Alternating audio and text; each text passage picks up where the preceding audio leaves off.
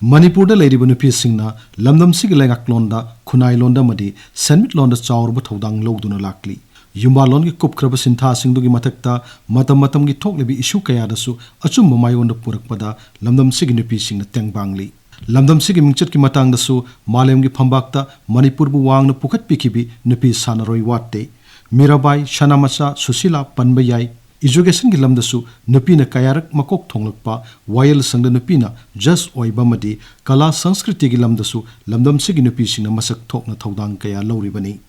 laibaki waraba chirwa matangdasu lamdamsigi nupisingna thoraktuna singthaningai oiraba thodang kaya lauduna lai haibasi miyamna ikhang khangnaraba wafamni pumnamaksigi mathakta malemgi atopa mafamda leinadaba nupisingna phamba kaithel ima kaithelna manipurbu sak taklibani lamdamsigi nupisingda chialiba maringjel mathongna singsi nupisingna mahimasing ningthina hairakpadagini haina khakta lawbasu yade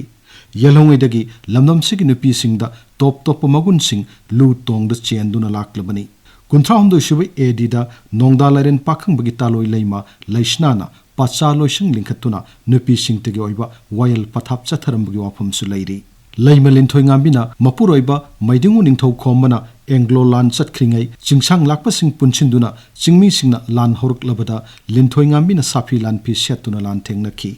ing komjal sing machatra taramanga garbaniwas na panwa matamdasu nupi gi wayal sang tonga na leiduna nupi singi wathok matamdugi maharani na wayal lambagi wafam su leiri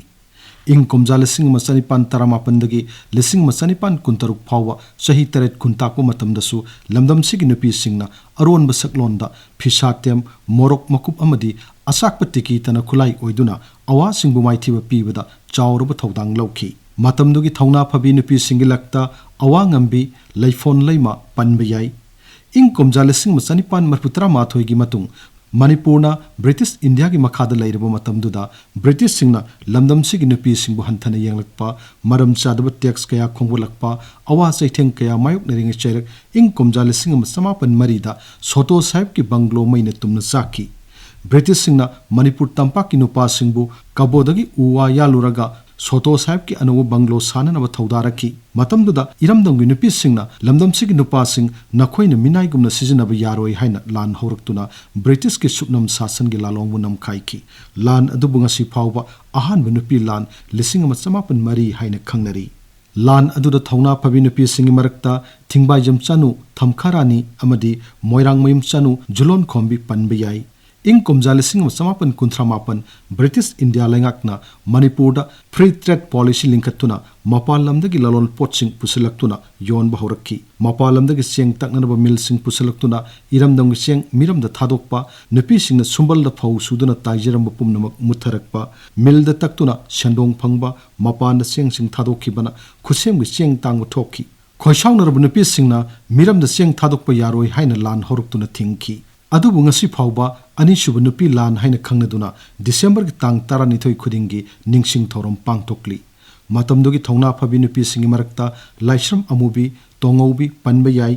asumna anganba matamdogi hojik phawba leibak ki chirwa tanpham kayada lamdam sigi nupi singna songthok piduna ngaklo oirakli Phurup ki chanabigi matung inna Manipurda yu sizinaraklabasu ing kumjal sing samapan humpumapan humputara adwaidagidi lamdam sida nupa singna yubu nisa oina phongna sizinaba horakki nupa kaya nisa dalai suraktuna imung manungda soitharakpa wathok lanthok yamlakpadagi tungi yumbi singbu kalhongnaba nupi singna nisa gi mayokta sangsilaktuna nisaban saphonglakki numidangda maira paiduna khungang laikai lerak konsangda kangbu siamduna yu thakpa yonba thingba horakki ing kumjal sing samapan humputara manga adwaidagidi sarkar dagi license logduna mapalamgi yu yonba dukan kaya lerakpadagi pak sannalamda masida nisagi isau mayok narakhi nisagi mayok tanupi singtana asetpa khongphamda Manipur gi lojing loya sinba thungna nisaban gi iho kankhilakhi ing kumjal sing samapan marifu gi tangkakta leibaki oina ahongma kaya lakpa tongan ba iho sing thorakpana maram oiduna